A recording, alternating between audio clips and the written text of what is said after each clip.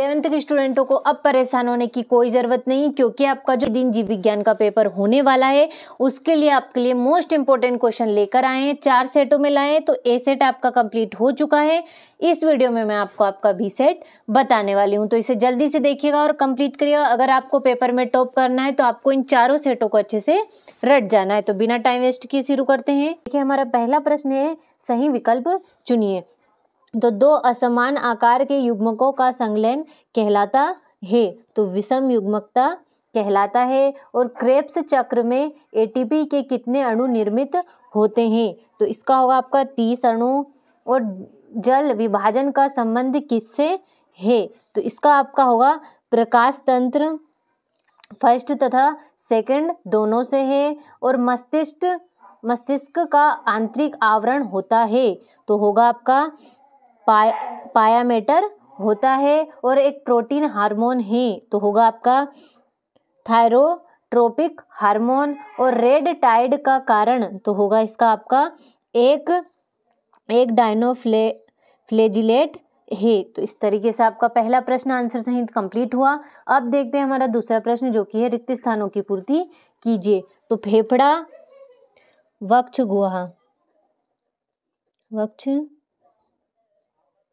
गुहा में स्थित होता है। और स्पंजों में जल संवहन तंत्र पाया जाता है। और लेटेक्स वाहिकाएं कोटेक्स, इसका होगा आपका कोटेक्स।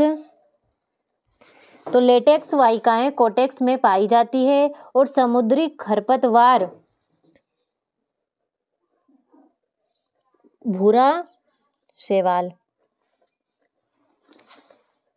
तो समुद्री खरपतवार भूरा शैवाल को कहते हैं। और द्वितीयक संवहनी ऊतकों का निर्माण कैम्बियम में होता है। और लंबी अस्थियों के सिरे एक दूसरे से स्नायु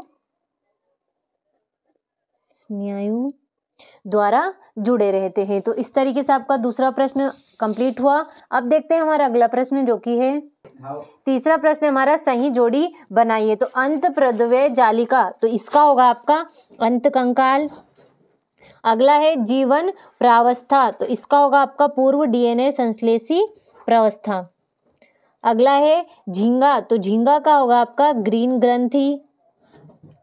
अगला है मायोपिया, तो मायोपिया का होगा आपका द्विअवतल लेंस।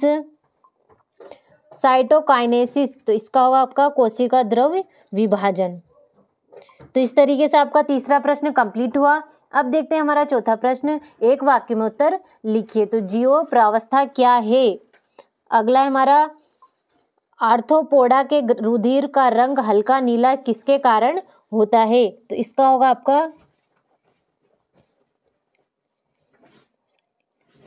हीमोसाइनिन के कारण होता है। अगला है यूरिया का निर्माण कहाँ होता है, तो यकृत में। अगला है मूत्र में उपस्थित वर्णक का नाम बताइए, तो इसका होगा आपका यूरोक्रोम, तो इसका होगा आपका यूरोक्रोम। अगला है आपका आम के फल में खाए जाने वाले भाग का नाम लिखिए, तो इसका होगा आपका मध्य फल भित्ति। देखिए, इस तरीके से आपका चौथा प्रश्न भी कंप्लीट हुआ। अब देखते हैं हमारा पांचवा प्रश्न, जो कि है सत्य असत्य लिखिए। तो देखिए, पहला प्रश्न हमारा वर्गीकरण में प्रयुक्त संवर्गों में सबसे उच्च संवर्ग संघ है, तो ये आपका सत्य होगा। और कुछ पादपों में 2 प्रकार की पत्तियां होती हैं, इस दशा को पत्तियों की विभिन्न रूपकता कहते हैं, तो ये भी आपका सत्य होगा। फल भित्ति एवं बीज का बना होता है, तो ये आपका सत्य है। और 80S राइबोसोम की बड़ी उप इकाई 15S की होती है, तो ये आपका सत्य होगा। और सेंट्रियोल एवं राइबोसोम कोशिका के अंदर पाए जाने वाले 2 झिल्ली युक्त कोशिकांग हैं, तो ये आपका सत्य है। और क्लोरोफिल में प्रकाशीय अभिक्रिया ग्रेना में होती है, तो ये भी आपका सत्य है। तो इस तरीके से आपका 5वां प्रश्न कंप्लीट हुआ। ये रहा आपका 6ठा प्रश्न, 7वां हो गया, 8वां। इस तरीके से आपको इन प्रश्नों को देखना और कंप्लीट करना है।